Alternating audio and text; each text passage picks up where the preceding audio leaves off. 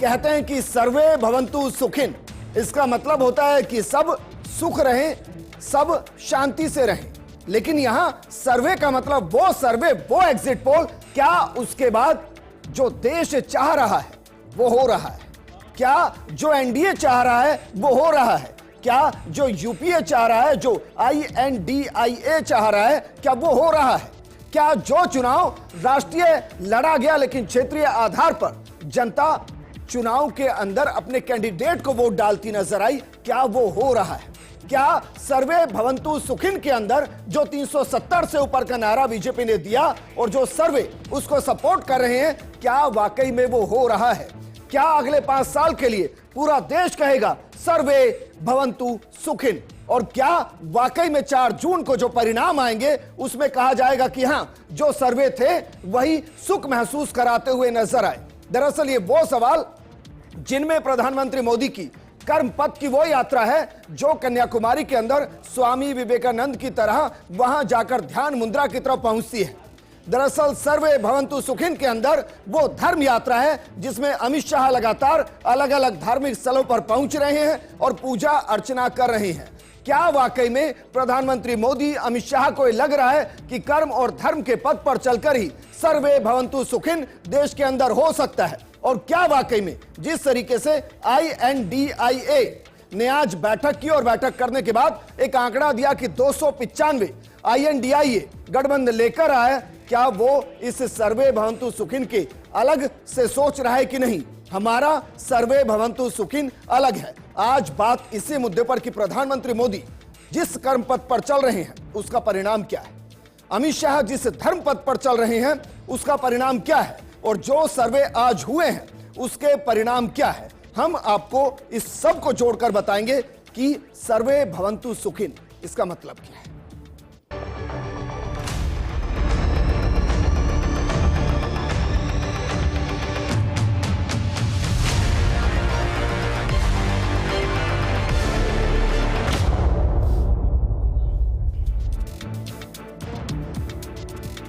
ज्यादातर news channel का सर्वे आ चुका है और वो सर्वे दरअसल प्रधानमंत्री मोदी को और बीजेपी को कह रहा है कि सर्वे भवन्तु सुखिन। लेकिन प्रधानमंत्री मोदी क्या वाकई में जिस कर्म पथ के जरिए कन्याकुमारी पहुंचे, वहां स्वामी विवेकानंद रॉक मेमोरियल में ध्यान लगाया, क्या उस ध्यान के पीछे वो अनंत शांति है जो सर्वे के जरिए आज महसूस हो रही है? चलिए सबसे पहले प्रधानमंत्री मोदी के कर्म पथ की बात करते हैं कि सर्वे भवन्तु सुखिन के लिए जो कर्म पथ के रास्ते पर चलते हुए ध्यान साधना की गई, वो दरअसल प्रधानमंत्री मोदी ने विवेकानंद रॉक मेमोरियल में 45 घंटे की ध्यान साधना की है। 30 मई की शाम को वो कन्याकुमारी पहुंचे थे और उसके बाद आज दोपहर तक वहां रहे। उन्होंने स्वामी विवेकानंद की प्रतिमा के सामने ध्यान लगाया। इस दौरान तमिल कवि तिरुवल्लूर की 133 फीट ऊंची प्रतिमा और दोपहर 3 बजे विवेकानंद रॉक मेमोरियल से प्रधानमंत्री मोदी बाहर निकले। शनिवार को ध्यान का तीसरा दिन रहा और उसके बाद आज सूर्य उदय के समय मोदी ने सूर्य को अर्घ्य भी दिया और अर्घ्य देने के साथ ध्यान मंडपम की परिक्रमा करते भी वो नजर आए। आज की तस्वीरों में मोदी रुद्राक्ष की माला जपते हुए भी नजर आए और ध्यान मंडपम के कॉरिडोर में वो बैठे और स्वामी विवेकानंद की प्रतिमा को नमन करते हुए प्रधानमंत्री मोदी नजर आए। तो दरअसल जिस यात्रा पर प्रधानमंत्री मोदी पहुंचे थे, क्या वाकई में वो कर्म पथ की वो यात्रा जो अगले 5 साल के लिए प्रधानमंत्री मोदी को आज सर्वे के माध्यम से ये कह रही है कि आप परेशान मत होइए क्योंकि सर्वे भवन्तु सुखिन। लेकिन एक तरफ प्रधानमंत्री मोदी का कर्म पथ था और दूसरी तरफ अमित शाह का धर्म पथ। तो जरा देखिए गृह मंत्री अमित शाह जो धर्म पथ की राह पर चले, वो किस तरीके से अलग अलग मंदिरों के दर्शन करते हुए नजर आए। गृह मंत्री अमित शाह सोमनाथ मंदिर पहुंचे, वो तिरुपति बालाजी को शीश नवाते नजर आए और वो काशी विश्वनाथ भोले के दर पर भी पहुंचे। दरअसल गुरुवार को काशी विश्वनाथ में उन्होंने दर्शन किए, तो वहीं शुक्रवार को आंध्र प्रदेश के दौरे पर है जहां वो तिरुपति धाम, तिरुपति बालाजी के दर्शन करते हुए पूजा अर्चना करते हुए नजर आए। इस दौरान अमित शाह की पत्नी सोनल शाह भी उनके साथ मौजूद रही और शाह ने मतदान के आखिरी चरण में सोमनाथ मंदिर में जाकर दर्शन किए। और ये तीनों ही मंदिर जो है, कहते हैं कि जो मांगे वो मिल जाता है। काशी विश्वनाथ, भोलेनाथ कहते हैं कि जो मांगिए आपको मिल जाएगा। तिरुपति बालाजी, संकट मोचन, कहते हैं कि जो भी संकट आपको महसूस हो रहा है, यहां आप शीश नवाइए, वो संकट दूर हो जाएगा। और सोमनाथ मंदिर, ये भोलेनाथ से जुड़े एक और ऐसे तीर्थ स्थल जहां की मान्यताएं बहुत अलग हैं। और जाहिर है गृह मंत्री अमित शाह 3 दिन लगातार 3 धर्म पथ पर चलते हुए नजर आए। काशी विश्वनाथ, सोमनाथ मंदिर, तिरुपति बालाजी, और इसमें कोई दो राय नहीं होगा कि इस धर्म पथ पर चलते हुए अमित शाह चाहते होंगे कि जिस धर्म के रास्ते को सियासी तौर पर उन्होंने चुना है, वो उस आंकड़े तक लेकर जाए जिसके बाद अमित शाह भी कह पाए कि सर्वे भवन्तु सुखिन।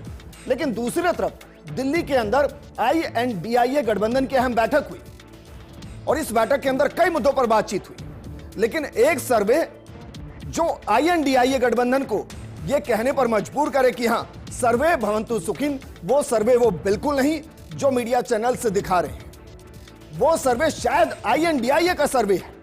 तभी तो उस सर्वे के बाद, उस बैठक के बाद कांग्रेस अध्यक्ष मल्लिकार्जुन खड़गे, जिनके आवास पर बैठक हुई, वो मल्लिकार्जुन खड़गे कहते हैं कि हम 395 प्लस जा रहे हैं। इस बैठक में मल्लिकार्जुन खड़गे थे, सोनिया गांधी थी, राहुल गांधी थे, शरद पवार थे और इसके अलावा भी तमाम नेता इस बैठक के अंदर मौजूद थे, जिसमें अरविंद केजरीवाल थे, फारूक अब्दुल्ला थे, सीताराम येचुरी थे, अखिलेश यादव थे, डी राजा थे, तेजस्वी यादव थे, भगवंत मान थे, संजय सिंह, चंपई सोरेन भी इस बैठक के अंदर मौजूद थे और कांग्रेस नेता के.सी. वेणुगोपाल, मुकेश साहनी भी बैठक के अंदर मौजूद रहे। बैठक के बाद कांग्रेस अध्यक्ष मल्लिकार्जुन खड़गे ने बाकायदा प्रेस कॉन्फ्रेंस की और कॉन्फ्रेंस करके बैठक में कई मुद्दों पर विस्तृत चर्चा की गई। नतीजे के बाद सावधानी बरतते हुए चर्चा करने की बात कही गई। मतगणना के लिए कार्यकर्ताओं को निर्देश दिए गए और निर्देश जो दिए गए उसमें क्या कुछ कहा गया, उसमें दरअसल एक तो बैठक में कई मुद्दों पर जो विस्तृत चर्चा हुई, उसमें नतीजों के दिन सावधानी बरतने पर चर्चा की गई कि बेवजह के बयानबाजी से बचना होगा। इसके अलावा कार्यकर्ताओं को निर्देश मतगणना के दौरान जो कि दिए गए, सच्चाई लोगों के सामने लाना हमारा लक्ष्य है और यह भी कहा गया और हम साथी मिलकर आगे काम करेंगे। यह भी मल्लिकार्जुन खड़गे की तरफ से कहा गया। काउंटिंग पर हम चुनाव आयोग के पास जाएंगे। कांग्रेस अध्यक्ष मल्लिकार्जुन खड़गे के आवास पर जो बैठक हुई उसमें कहा गया कि काउंटिंग के बाद हम आगे बढ़ेंगे, चुनाव आयोग के पास जाएंगे। लेकिन हम जिस सर्वे भवन्तु सुखिन की बात कर रहे हैं, उसमें जो सर्वे शायद INDIA के अंदर जो किया गया, उसके बाद जो मल्लिकार्जुन खड़गे बयान देते नजर आए, उन्होंने कहा कि हम 295 प्लस जा रहे हैं। जरा हम आपको सुना रहे हैं मल्लिकार्जुन खड़गे ने क्या कहा, सुनिए सर।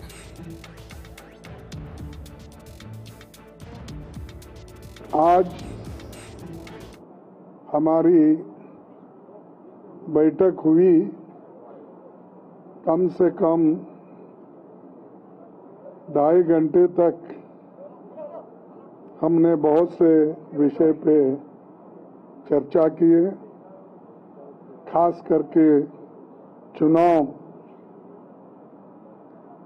और चुनाव के वक्त क्या क्या कमजोरियां हो सकते हैं और क्या क्या कठिनाइयां आ सकते हैं, किस ढंग से उन चीज़ों को हम निभाना है और करेक्शन कर लेना है और हमारे कार्यकर्ताओं को जो इंस्ट्रक्शन देना है, तो उसके बारे में आज हम डिटेल चर्चा करके काउंटिंग के दिन जो हमको केयर लेना चाहिए और हमारे कार्यकर्ता, अब बहुत से गठबंधन पार्टी के नेता लोग पहले ही वो तय करके अपने केडर को बहुत से बार बोले हैं, लेकिन फिर भी हम एज ए प्रिकॉशन आज सब मिलके सबको एक इशारा देना था कि हम किस ढंग से इस आते चुनाव के दिन लड़ना चाहिए और बोलना चाहिए। तो मल्लिकार्जुन खड़गे को आपने सुना, सर्वे भवन्तु सुखिन। क्या वाकई में इंडी गठबंधन इससे खुश है? बहरहाल दूसरी तरफ बीजेपी के राष्ट्रीय अध्यक्ष जेपी नड्डा वो मीडिया के सामने आए और उन्होंने कहा कि जो 400 प्लस का आंकड़ा हमने दिया है हम उस तक जरूर पहुंचेंगे। आपको सुनाते हैं कि जेपी नड्डा ने क्या कुछ कहा। मैं चुनाव आयोग को तहे दिल से धन्यवाद देना चाहता हूं, जिसने इस लोकतंत्र के पर्व को बहुत अच्छे तरीके से और पूरी ताकत के साथ इसको अंजाम तक पहुंचाया है। इसके लिए चुनाव की दृष्टि से चुनाव आयोग को मैं अपनी तरफ से और अपनी पार्टी की तरफ से साधुवाद भी देता हूं और धन्यवाद भी देता हूं। और सच में यह दुनिया के लिए देखने वाला विषय है कि किस तरीके से चुनाव आयोग इतने बड़े लोकतंत्र का चुनाव कराता है और किस बारीकियों को ध्यान में लेकर के कराता है। यह सच में एक रिसर्च का विषय भी है, शोध का विषय भी है। लेकिन मैं आज इस 7वें चरण के समाप्ति पर चुनाव आयोग को पुनः बहुत बहुत धन्यवाद देता हूं। इसमें तो कोई दो राय नहीं है कि जो चुनाव आयोग ने काम किया, दुनिया के सबसे बड़े लोकतांत्रिक देश के अंदर सबसे बड़ा चुनाव कराना कोई मजाक नहीं है और इतने निष्पक्ष निर्भीक अंदाज में चुनाव को कराना यह भी कोई मजाक नहीं है। लेकिन जो सर्वे भवन्तु सुखिन की विचारधारा के साथ हम ये प्रोग्राम कर रहे हैं, उसमें सर्वे राजस्थान को लेकर भी आया है, जिसके बाद ना जाने बीजेपी भवन्तु सुखिन महसूस कर रही है नहीं, कांग्रेस शायद कर रही है, INDIA शायद कर रहा है। तो चलिए सबसे पहले आपको बताते हैं कि आज तक एक्सिस माई इंडिया का एग्जिट पोल क्या कुछ कह रहा है। जरा देखिए, जो एग्जिट पोल आया उसमें बीजेपी को 16 से 19 सीटें मिल रही हैं, जबकि अगर बात करें INDIA की या कहें कि कांग्रेस प्लस की तो 5 से 7 सीटें, अदर में 1 से 2 सीटें। और ये अकेला सर्वे ऐसा है जो बीजेपी को राजस्थान में 20 से नीचे सीटें दे रहा है। आप ये कह सकते हैं कि 5 से 6 सीटें ऐसी हैं जहां बीजेपी और कांग्रेस के बीच में नेक टू नेक फाइट है और वहां आज तक का सर्वे बीजेपी को नहीं, INC यानी कि कांग्रेस गठबंधन को ज्यादा तवज्जो देते हुए उन्हें 5 से 7 सीटें दे रहे हैं। हालांकि दावे अलग अलग हैं। बीजेपी कह रही है कि नहीं हम 23 के आसपास आएंगे और कांग्रेस कह रही है कि नहीं हम 10 के आसपास आएंगे। तो इस सर्वे से ना बीजेपी खुश होगी ना कांग्रेस, लेकिन ये आज तक का सर्वे है। आपको बताते हैं इंडिया टीवी का सर्वे क्या है राजस्थान को लेकर, जरा देखिए। इंडिया टीवी का सर्वे राजस्थान के लिए कह रहा है कि बीजेपी 21 से 30 सीटों पर आएगी। इसके अलावा कांग्रेस गठबंधन 2 से 4 सीटों पर, 0 अदर, यानी कि कोई निर्दलीय चुनाव नहीं लड़ रहा है, जो कोई भी निर्दलीय चुनाव नहीं जीत रहा है। यह दरअसल इस सर्वे में, और इससे शायद बीजेपी संतुष्ट हो, लेकिन यकीनन कांग्रेस इससे संतुष्ट नहीं होगी। लेकिन अगले सर्वे की बात करते हैं। अगले सर्वे जो सर्वे है वो सर्वे है दरअसल NDTV का, उसको देखते हैं। NDTV का सर्वे राजस्थान के लिए कह रहा है कि बीजेपी 20, इसके अलावा INDIA 4 और अदर 1। अब इस अदर 1 में कौन है? क्या बाड़मेर की सीट है? यह एक बड़ा सवाल है। लेकिन शायद बीजेपी भी इससे संतुष्ट ना हो, कांग्रेस भी इससे संतुष्ट ना हो, क्योंकि बीजेपी 23 के आसपास खुद को मान रही है। और जो हम कह रहे हैं कि भाई कांग्रेस यहां राजस्थान के अंदर 5 से 8 सीटें इससे भी ज्यादा मान रही है। लेकिन यह राजस्थान का सर्वे, जहां हर सर्वे ये तो कम से कम बता रहा है कि जो 25 के 25 का क्लीन स्वीप 2 बार राजस्थान में हुआ बीजेपी की तरफ से, वो इस बार नहीं हो रहा है और बीजेपी को राजस्थान में नुकसान हो रहा है। एबीपी का माफ कीजिएगा, एग्जिट पोल क्या कुछ कह रहा है राजस्थान के लिए, जरा देखिए। एबीपी का एग्जिट पोल कह रहा है कि बीजेपी 21 से 23 सीटें राजस्थान में जीत रही है, जबकि INDIA 2 से 4 सीटें, अदर 0, यानी कि मुकाबला सीधा राजस्थान में बीजेपी और कांग्रेस के बीच में है। और यहां भी हम कह रहे हैं कि बीजेपी संतुष्ट होगी इस सर्वे से, लेकिन INDIA और खासकर कांग्रेस इससे संतुष्ट यहां नहीं होगी। लेकिन ओवरऑल जब आप इन सर्वे को देखेंगे तो लगभग यह सर्वे 20 के आसपास बीजेपी को सीट दे रहे हैं, जबकि INDIA को 2 से 5 सीटें दे रहे हैं। इसके अलावा अगर बात करें न्यूज नेशन की, तो न्यूज नेशन का सर्वे क्या कह रहा है, देखिए सर। न्यूज नेशन का सर्वे भी लगभग वैसा ही है। बीजेपी को 22 सीटें, INDIA को 3, अदर 0, यानी कि सिर्फ आज तक के सर्वे को अगर छोड़ दिया जाए तो लगभग हर सर्वे राजस्थान में बीजेपी को 20 से 23 सीटों के आसपास दे रहा है और INDA को 1 से 3-4 सीटों तक दे रहा है। और शायद ये वो सर्वे हैं जो रुझान बता रही हैं कि शायद जब 4 जून को परिणाम आएंगे तो हो सकता है इसके इर्द गिर्द ही नजर आए, और इसके इर्द गिर्द नजर आने के दौरान कितने ऐसे होंगे जो कहेंगे कि सर्वे भवन्तु सुखिन। ये 4 जून को पता चलेगा। लेकिन देश का मिजाज क्या रहा? ये जो सर्वे हुए, उन सर्वे में किस सर्वे एजेंसी ने देश भर के अंदर बीजेपी को कितनी सीटें दी, एनडीए को कितनी सीटें दी, आईएनडीआईए को कितनी सीटें दी, ये भी हम आपको बताएंगे। आज देश के अंदर कई घटनाएं एक साथ घटी। एक कर्मपथ पर चलते हुए प्रधानमंत्री मोदी, दूसरे धर्म पथ पर चलते हुए गृह मंत्री अमित शाह, तीसरा सियासी पद पर चलते हुए आईएनडीआईए गठबंधन, उसके अलावा देश के अंदर 7वें चरण का चुनाव और उसके बाद अलग अलग मीडिया हाउसेस के सर्वे। लेकिन हमारा सवाल यह है कि कितने ऐसे हैं जो कह पा रहे हैं कि सर्वे भवन्तु सुखिन। आपको राष्ट्रीय परिदृश्य में बताते हैं कि किस पार्टी को कितने सीटों के ऊपर सर्वे दिखा रहा है। चलिए शुरू करते हैं कि देश के अंदर किस मीडिया हाउस ने किस पार्टी को कितनी सीटें दी हैं। सबसे पहले बात करते हैं जन की बात की। जन की बात जरा देखिए, 377 एनडीए को दे रहा है, जबकि आईएनडीआईए को 151 और अदर को 15। अगर इस सर्वे को सही माने और जनता का परिणाम या जनता का जनादेश इसे कहें तो एनडीए अपना सर्वोच्च प्रदर्शन करती हुई, यानी कि उस आंकड़े तक पहुंचती हुई जहां वो मोदी के मैजिकल दौर में भी नहीं थी, तो इसके पीछे के मायने होंगे। क्या वाकई में जिस तरीके से हर एक चरण के साथ रणनीति को बदला गया, क्या उसने एनडीए को अपने सर्वोच्च परफॉर्मेंस की तरफ पहुंचा दिया? जन की बात को देखेंगे तो कुछ ऐसा ही नजर आएगा। अगला सर्वे जरा दिखाइए। अगला सर्वे किस संस्थान का? इंडिया न्यूज का सर्वे। इंडिया न्यूज का सर्वे भी लगभग वैसा ही है, बस यहां अंतर इतना है कि आईएनडीआईए को 125 सीटें मिल रही हैं, जबकि एनडीए को 371 सीटें और अदर को 47 सीटें इंडिया न्यूज दे रहा है। और यहां भी आप आंकड़ा, क्योंकि ये 400 पार का नारा चला, लेकिन बीजेपी जो इंटरनली ले रही थी वो 370 का आंकड़ा ले रही थी। धारा 370 हटने के बाद 370 को चुनौती बनाया गया, और अभी तक के 2 सर्वे बता रहे हैं कि शायद बीजेपी उस तक पहुंच पा रही है, लेकिन अंतिम फैसला जनता ने मतपेटियों में बंद किया है, जो 4 जून को खुलेगा। अगला सर्वे जरा दिखाइए। अगला सर्वे किस मीडिया हाउस का है? न्यूज नेशन का सर्वे है।